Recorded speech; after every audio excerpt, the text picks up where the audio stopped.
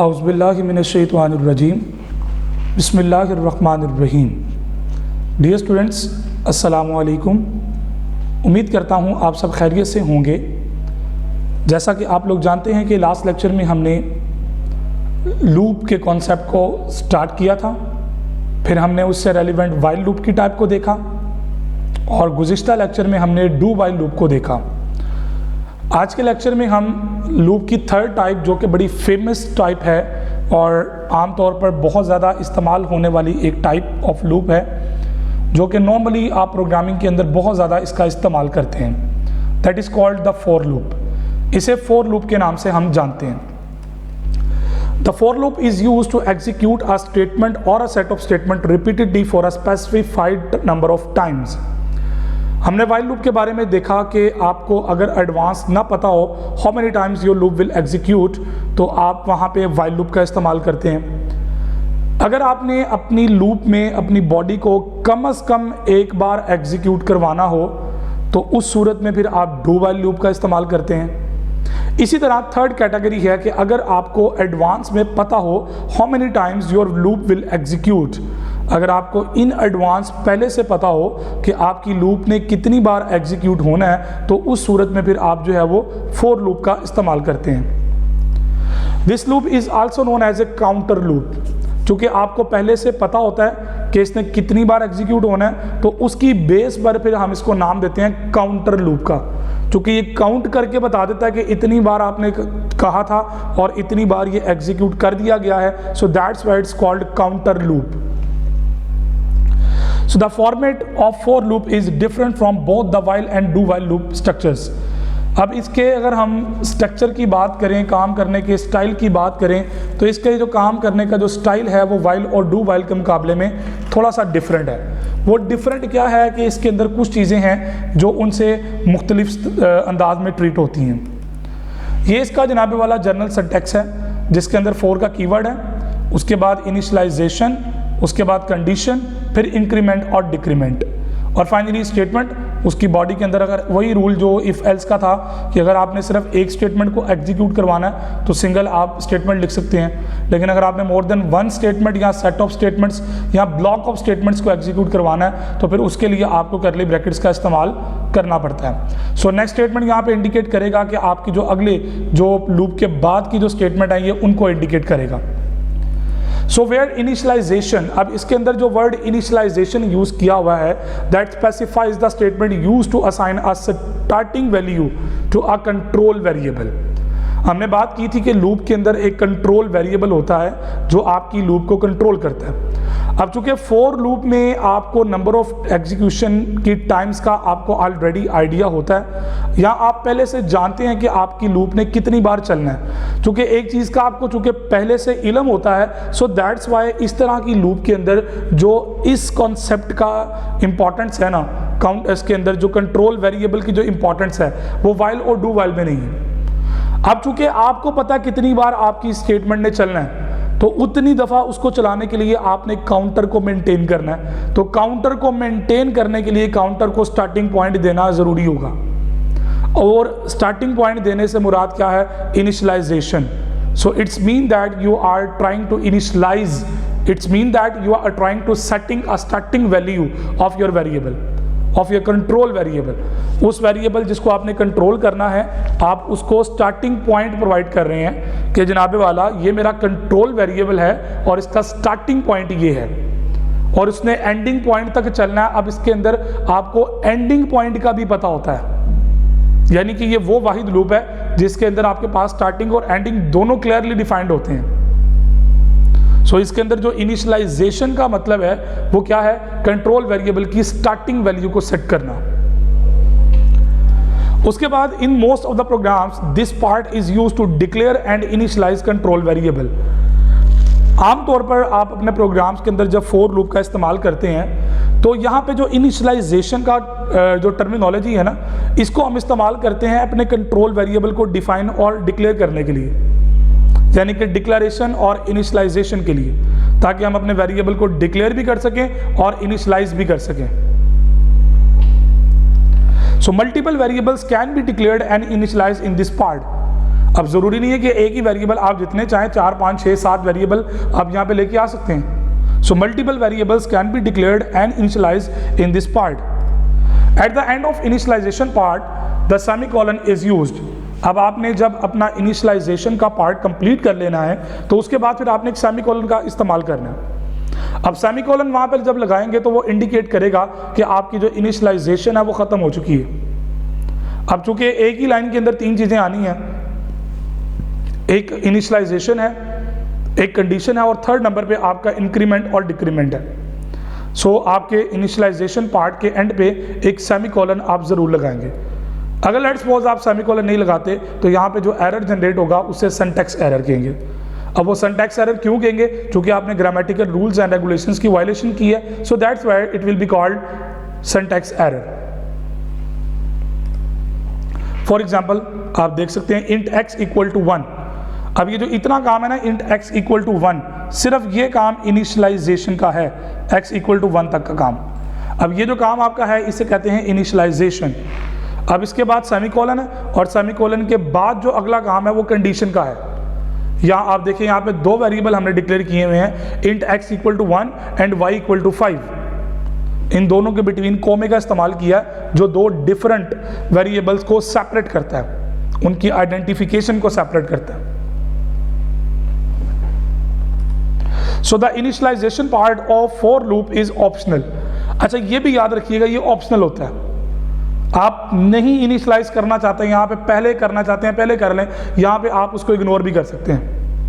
Control variable आप यहाँ पे डिफाइन नहीं करते, इट्स ओके, आप लूप से पहले डिफाइन करना चाह रहे हैं आप कर सकते हैं। सो लेकिन एक गुड प्रैक्टिस ये है कि हम इसको यूज़ करते हैं, हम कंट्रोल वेरिएबल को यहीं पे डिक्लेयर करते हैं और यहीं पे इनिशियलाइज करते हैं। So the initialization part of the for loop is optional. If it is omitted then a semicolon is used in its place। अगर आप इसको इग्नोर करना चाहते हैं तो फिर उस सूरत में आपने यहाँ पे एक सेमीकोलन लगा देना है, खाली ब्लैंक सेमीकोलन लगा देना है, अदरवाइज वो यहाँ पे एक एरर जनरेट करेगा। सो कंडीशन इसके अंदर जो है वो स्पेसिफाइज करेगा आपकी टेस्ट कंडीशन को। जिस तरह वाइल लूप और डू वाइल लूप के अंदर आपकी जो कंडीशन है वो टेस्ट कंडीशन को रिप्रेजेंट कर रही होती है, यहाँ पे भी जो कंडीशन का वर्ड है वो आपकी टेस्ट कंडीशन को वेरीफाई करता है। The for loop continues to execute the body of loop as long as the test condition is true. और फॉर लूप आपकी बॉडी ऑफ लूप को तब तक चलाती रहेगी जब तक आपकी कंडीशन ट्रू रहेगी। और हमारी जो कंडीशन होती है उसके अंदर एंडिंग पॉइंट डिफाइन होता है, यानी कि इसके अंदर प्रोग्रामर को भी पता होता है और कंपाइलर को भी पता लग जाता है कि आपकी लूप ने कितनी बार एग्जीक्यूट होना है, कंडीशन ने कितनी बार रिमेन्स ट्रू होगी। और एक स्पेसिफिक पर्टिकुलर टाइम के बाद आपकी जो लूप का जो कंडीशन होगी वो उसके बाद एक्सपायर हो जाएगी, इनकरेक्ट हो जाएगी, फॉल्स हो जाएगी और वहाँ से फिर ये लूप की बॉडी से बाहर आ जाएगा। Once the condition becomes false, the loop is terminated। एक बार जब आपकी कंडीशन फॉल्स हो जाएगी तो लूप वहीं पे टर्मिनेट हो जाएगा और ये कंट्रोल आपकी लूप से बाहर निकल आएगा।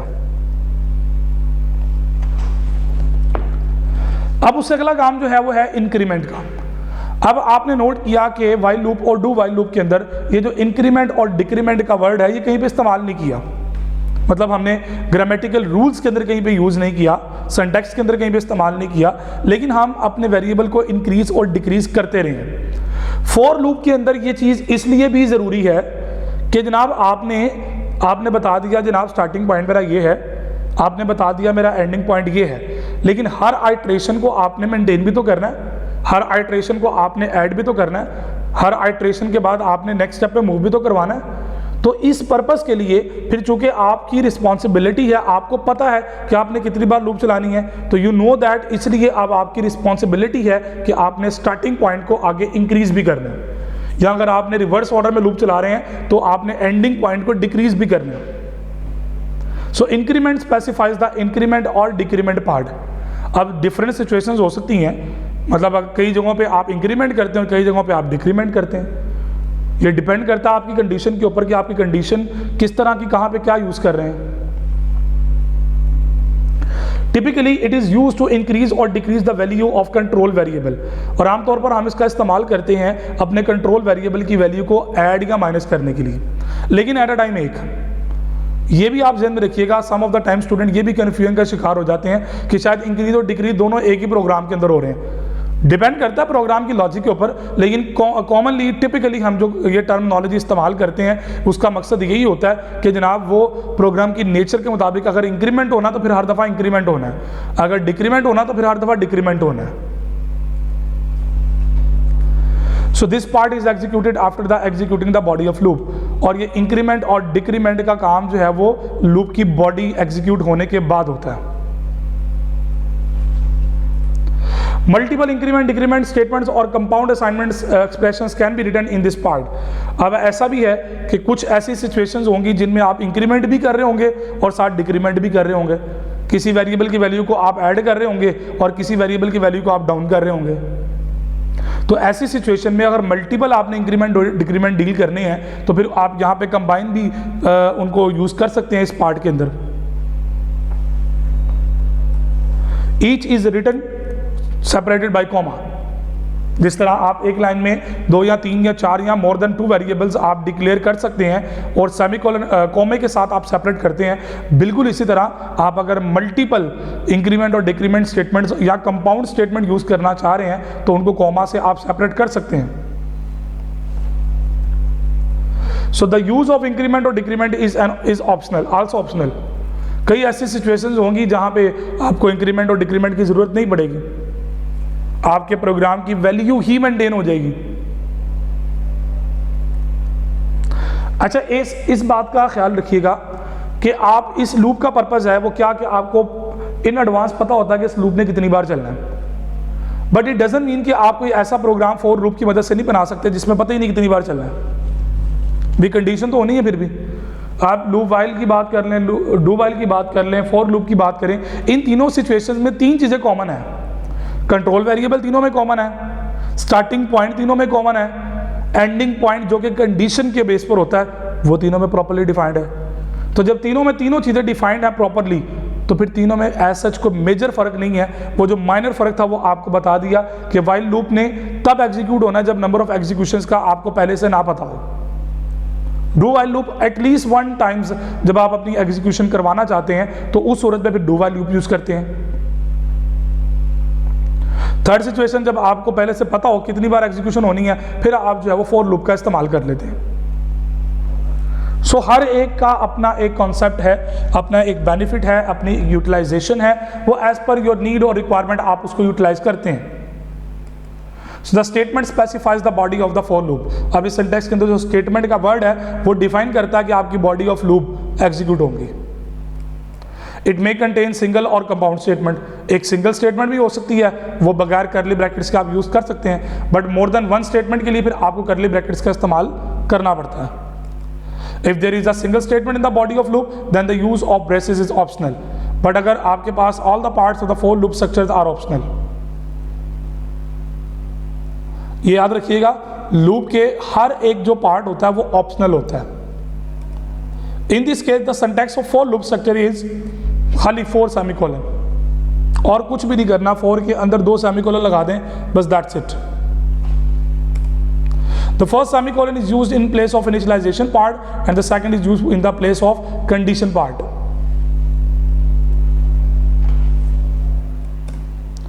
अब थोड़ा सा बात कर लेते हैं इसकी वर्किंग की। वर्किंग ऑफ फॉर लूप कैसे होती है। वैसे मेन आइडिया और स्ट्रक्चर सारा मैंने एलैबोरेट कर दिया, डिफाइन कर दिया, सिर्फ आपको अब रूल्स बताने हैं कि वर्किंग का जो स्टाइल है इसका क्या होता है। सबसे पहले आपका इनिशियलाइजेशन वाला पार्ट जो है वो एग्जीक्यूट होता है। इनिशियलाइज होने के बाद उसको स्टार्टिंग पॉइंट मिल जाता है, उसके बाद वो जाता है it is executed only for the first time when control enters into the loop. जब लूप में कंट्रोल एंटर होता है तो पहली दफा सिर्फ ये क्या करता है, आपकी इनिशियलाइजेशन को एग्जीक्यूट करता है, आपके वेरिएबल कंट्रोल वेरिएबल को स्टार्टिंग पॉइंट प्रोवाइड कर देता है। इसे होता ये क्या कि आपके कंट्रोल वेरिएबल को चूंकि स्टार्टिंग पॉइंट मिल जाता है, अब ये आगे वर्किंग करने के काबिल हो जाता है। So after executing initialization part, the condition is evaluated। उसके बाद आपकी जो है वो कंडीशन एवेल्यूएट होती है, यानी कि अगला काम जो है वो कंडीशन की तरफ आता है। अगर कंडीशन ट्रू होगी तो वो बॉडी में जाएगा, अदरवाइज वो बॉडी से बाहर आ जाएगा, लूप एंड हो जाएगी। लेकिन लूप एंड होने से मुराद क्या है कि वो अब अपने इंक्रीमेंट और डिक्रीमेंट वाले पोर्शन की तरफ मूव करेगा। If it is true then the body of loop is executed. Condition के ट्रू होने की सूरत में वो आपकी लूप की बॉडी में मूव करेगा। After executing body of loop increment और डिक्रीमेंट पार्ट इज एग्जीक्यूटेड। अब उसने इंक्रीज होना है या डिक्रीज होना है, जो भी आपका प्रॉब्लम का सिनेरियो है उसके मुताबिक इंक्रीज या डिक्रीज होना है उसने। उसके बाद इंक्रीमेंट और decrement part is considered as a last statement of body of the loop. ये आखिरी पार्ट होता है इसका, एग्जीक्यूशन साइकिल की बात कर रहा हूं। आफ्टर एग्जीक्यूटिंग इंक्रीमेंट और decrement control again transfer to condition. Increment और डिक्रीमेंट के बाद दोबारा ये कंडीशन पे आता है। अब कंडीशन अगर ट्रू होगी तो वो बॉडी में जाएगा, अदरवाइज वो लूप से बाहर आ जाएगा। If it is true then body of loop and increment decrement are executed, otherwise वो लूप से बाहर आ जाएगा। This process is repeated until the condition become false. और ये तब तक ये एग्जीक्यूट होता रहेगा जब तक कंडीशन आपकी फॉल्स नहीं होती। तो कंडीशन जब तक ट्रू रहनी है तब तक ये एग्जीक्यूट होता रहेगा। जैसे ही वो फॉल्स होगी वो फौरन लूप से बाहर निकल आएगा। If the condition becomes false at any stage during execution of program the loop is immediately terminated. उसी वक्त वो आपकी लूप जो है वो टर्मिनेट हो जाएगी। यहां पे थोड़ा सा एग्जाम्पल प्रोग्राम ऐड कर लेते हैं ताकि आपकी थोड़ी सी जरा प्रैक्टिस भी साथ कवर हो जाए। वो कहता है write a program to display the sum of odd numbers from 1 to 100 using for loop. ले जी, बड़ा सिंपल सा काम है। 1 से 100 तक की आपने काउंटिंग में से सिर्फ ओड नंबर्स जो है ना, सिर्फ ओड नंबर्स आपने उनका सम करना है, यानी कि बाकी नंबर्स इग्नोर हो जाएंगे। सो जी, आप आए अपनी प्रोग्राम स्टेटमेंट के अंदर। ये वही है एक ही फाइल जिस पे हम काम कर रहे हैं। मैं इसका कमेंट बढ़ा देता हूं और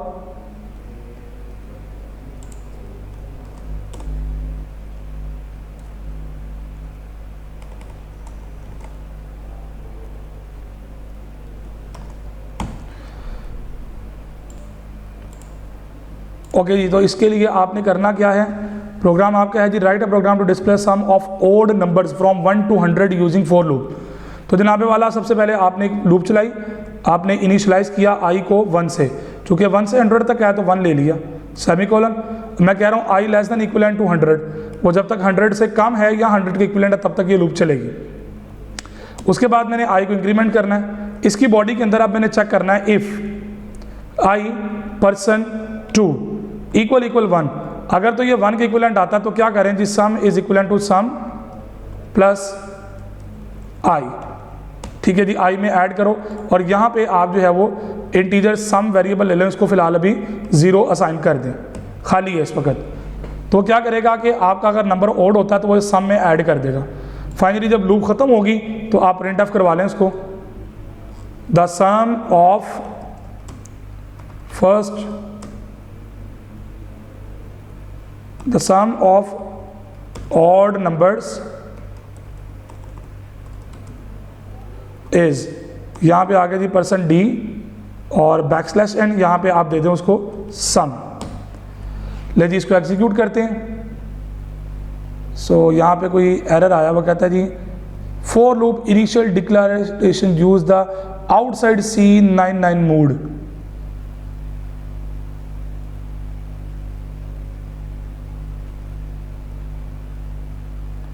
थोड़ा सा इसके अंदर वो कहते हैं टेक्निकल को फॉल्ट आया कि मेन के अंदर शायद वो नहीं लिखा हमने, इसलिए प्रॉब्लम आ रही है। सो हम ये करते हैं ना, इसको यहाँ पे ये कर देते हैं जी, ठीक है जी। और हम यहाँ पे अपना जो है वो दोबारा बना लेते हैं वॉइड मेन, और यहाँ पे ब्रैकेट स्टार्ट। क्लोजिंग हमारी पहले से मौजूद है।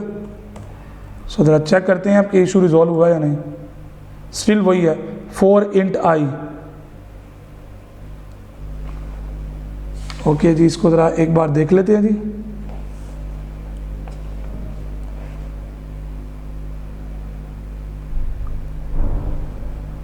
ओके जी, वो कहता है कि जी for loop initial declaration use outside C99। कुछ वो कहता है जी आपने रूल की वायलेशन शायद की है। int I equal to 1। Okay जी, एक बार दोबारा इसको देख लेते हैं जी। int sum इक्वल टू 0 और यहाँ पे मैं इसको कर लेता हूँ int I equal to 1। Let me check again जी, वहाँ पे कोई इनिशियलाइजेशन का इशू आ रहा था। सो 2500 इसका टोटल आंसर आया है सिर्फ ओड नंबर्स का। और अगर इवन्स का देखना हो तो इसको 0 कर दें, उसका भी 2550 आया। ओके जी, वो ज़ाहिर सेम ही है ना, जितने इवन है उतने ही ओड है। सो यहाँ पे इसको टेस्टिंग करते हैं कि यहाँ पे क्यों उसने बात नहीं मानी। सो I इक्वल टू 1, I को 1 करते हैं जी। ले जी, इनिशियलाइजेशन उसने यहाँ पे एक्सेप्ट कर लिया। ठीक है जी, अब इसको 100 की बजाय 1000 करते हैं जी। ये इवन नंबर से गिनेगा सिर्फ। तो देखिए 25,500। इस तरह आप जो है वो अपनी फॉर लूप को चला सकते हैं। ठीक है जी। ओके जी, उसके बाद एक और एग्जाम्पल प्रोग्राम की तरफ जाते हैं जी।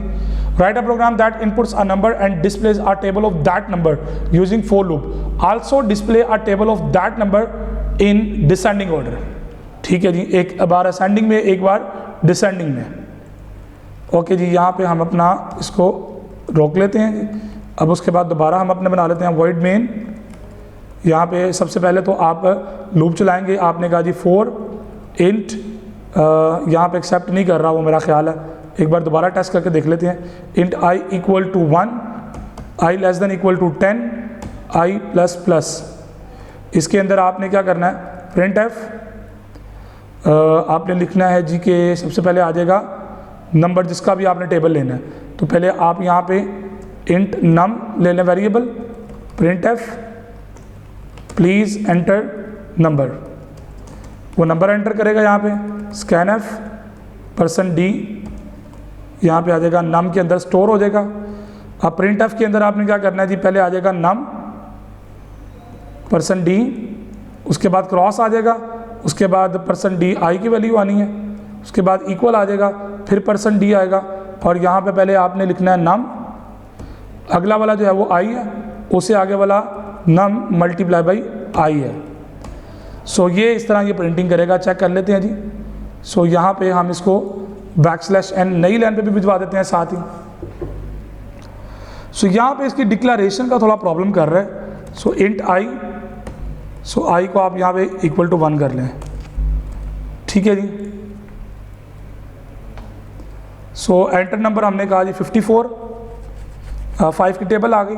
ओके जी, अब दूसरी बार लूप सेम चलनी है तो हम यहाँ पे इसको ले लेते हैं लूप को। यहाँ पे एक बार दोबारा लूप लिखी और इससे पहले हम एक स्टेटमेंट दे देते हैं प्रिंट एफ प्रिंटिंग टेबल इन डिसेंडिंग ऑर्डर।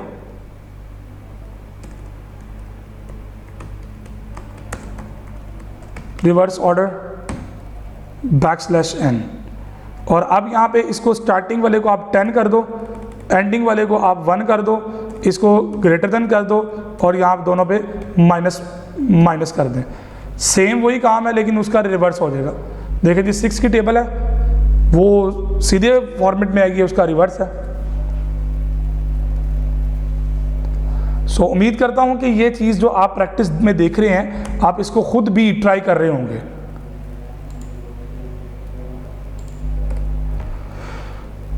सो उसके बाद जी नेक्स्ट हमारा कॉन्सेप्ट है जी नेस्टेड लूप का। अब नेस्टेड लूप क्या होती है? देखिए नेस्ट का मतलब होता है घोंसला, हमने पहले भी इसके बारे में बात की थी कि नेस्टेड का मतलब होता है a loop inside the body of another loop is called nested loop. अगर आप किसी लूप की बॉडी के अंदर एक और लूप का इजाफा करते हैं, एक और लूप बना देते हैं तो उसे नेस्टेड लूप कहा जाता है। The loop that contains another loop in its body is called outer loop, और जो अंदर लूप होती है उसे इनर लूप कहते हैं। ठीक है जी। The loop use inside the body of outer loop is called inner loop. एक इनर लूप है, एक आउटर लूप है, और इसको इनर लेवल पे जितने डेप्थ लेवल पे लेके जाना चाहते हैं आप लेके जा सकते हैं। The nesting can be done up to any level. तो नेस्टिंग को आप किसी भी लेवल तक लेके जा सकते हैं। कोई रिस्ट्रिक्शन नहीं है कितनी लूप कितनी अंदर आएंगी, तो एक लूप के अंदर आप जितनी लूप्स लेके जाना चाहते हैं आप उसके लेवल को लेके जा सकते हैं। However, as the level of nesting increase, the nested loop becomes more complex. तो जितने उसके लेवल इंक्रीज होते जाएंगे आपकी जो लूप की कॉम्प्लेक्सिटी है वो बढ़ती जाएगी। Any loop structure can be placed inside the body of an other loop. कि किसी भी लूप का जो स्ट्रक्चर है वो किसी भी लूप की बॉडी के अंदर आप यूज कर सकते हैं। सो वर्किंग की बात करें तो नेस्टेड लूप कैसे काम करती है। The condition gives in outer loop is evaluated. जो सबसे मोस्ट आउटर लूप होती है सबसे पहले उसकी कंडीशन टेस्ट होती है। तो सबसे पहले आपकी जो आउटर लूप है उसकी जो कंडीशन है सबसे पहले उसने जो है वो एवेल्युएट होना है। उसके बाद जो अगला काम होना ना वो क्या होना है कि उसके अंदर जो if the condition is true, अगर आउटर लूप जो है उसकी कंडीशन ट्रू हो जाती है तो control enters inside the body of outer loop, otherwise loop is terminated.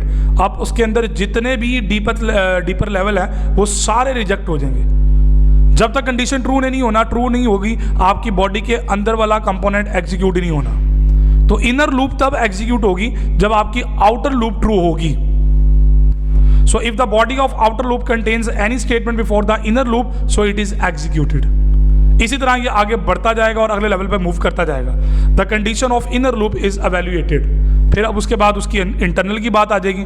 If the condition is true, body of inner loop is executed for a specified number of times or until the given condition remains true. सो इसी तरह वो अंदर level पे जाएगा। अब उसकी condition true होगी तो वो उसके अंदर वाले लेवल पे चला जाएगा, उसकी कंडीशन ट्रू होगी वो उससे अंदर वाले लेवल पे चला जाएगा, एंड सो ऑन, वो आगे बढ़ता जाएगा। So when inner loop terminates, control transfer to the end of inner loop. कि इनर से मोस्ट इनर वाला जो होगा वो उस सूरत में एग्जीक्यूट होगा जब तमाम आउटर लूप्स सक्सेसफुली ट्रू होने के बाद कंट्रोल को आगे ट्रांसफर करेंगी। If the condition is false, body of inner loop is skipped and control transfer to the end of inner loop. कि आपका जो कंट्रोल होगा वो ट्रांसफर कर देगा आपकी इनर लूप के एंड पे। If there is any statement after the body of inner loop, अगर कोई आपकी इनर लूप के बाद कोई स्टेटमेंट होगी, it is executed and then control transfer at the beginning of the outer loop. तो मेरा ख्याल है कि आप इन बातों को क्लियर कर चुके होंगे कि किस तरह एग्जीक्यूट होंगी। सो लूप के इनसाइड एक लूप, अभी इससे रिलेटेड एक एग्जांपल भी कोट करेंगे, आपकी चीज़ें मजीद ज़्यादा क्लियर हो जाएंगी। सो यहाँ पे हम एक एग्जांपल प्रोग्राम ऐड कर ही लेते हैं। वो कहते थे write a program to produce the following output. अब आपके सामने एक रिजल्ट है, आप देख सकते हैं, आपने इसको प्रिंट करवाना है। तो ये आप बेसिकली ये प्रिंट एफ की मदद से नहीं हो रहा, मतलब प्रिंट एफ तो इसको प्रिंट कर रहा है ना, लेकिन इसके नीचे क्या है, एक लूप है और उस लूप के अंदर एक और लूप है, एक लूप है और लूप के अंदर एक और लूप है जिसकी बेस पर ये वर्किंग कर रहे हैं। चलें इसको ट्राई करते हैं जी जरा कि ये कैसे होगा काम।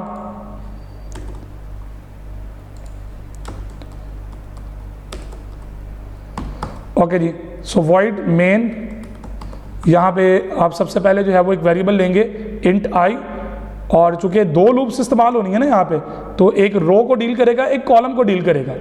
अगर आप गौर करें तो यहाँ पे एक रो है एक कॉलम है जो कॉलम को डील कर रहा है।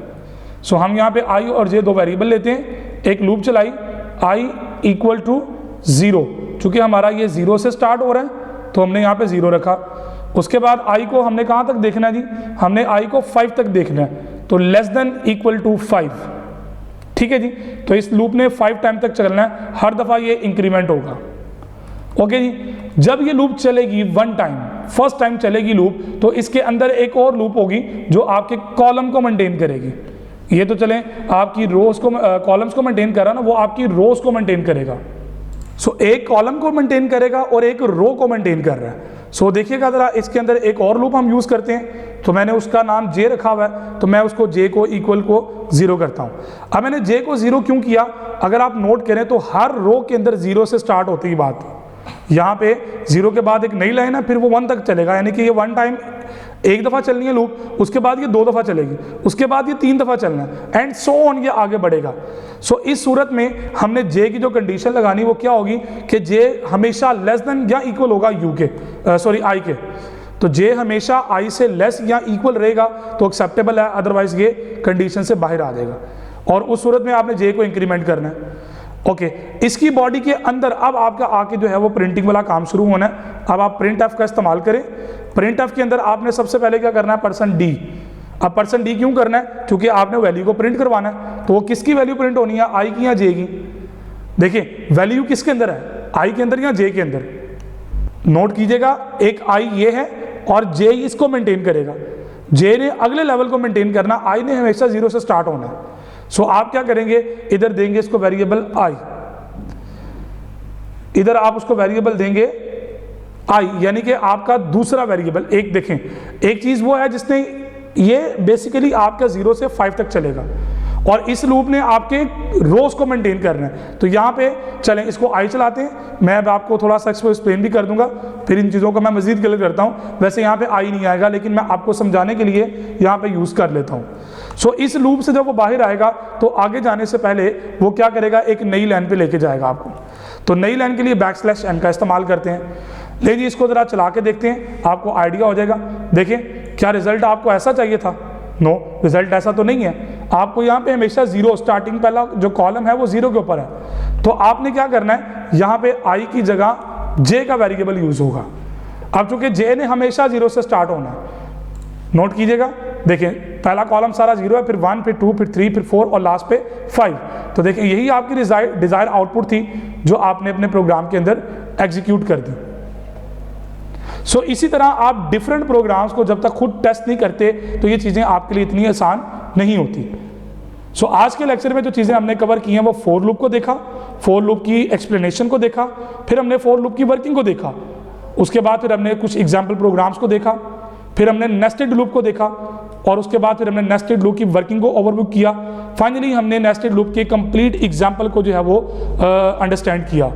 सो देखें बेटा जी, यहाँ पे मैं फाइनली लेक्चर को वाइंड अप करने से पहले आपके सामने वही पुरानी बात रिपीट करूँगा कि जब तक आप खुद ट्राई नहीं करेंगे, जब तक आप खुद चीज़ों को चैलेंज लेके प्रैक्टिस नहीं करेंगे, ये चीज़ें क्लियर नहीं होंगी। देखिए मेरे लिए ये चीज़ें क्लियर थी, मैंने उसको करके दिखा दिया। जब तक आप ये सेम प्रोग्राम्स को खुद प्रैक्टिस नहीं करेंगे, चीज़ें आपके लिए आसान नहीं होंगी। अपना बहुत सारा ख्याल रखिएगा, दुआ में याद रखिएगा। अगले लेक्चर तक के लिए इजाज़त दीजिए। अल्लाह हाफिज़।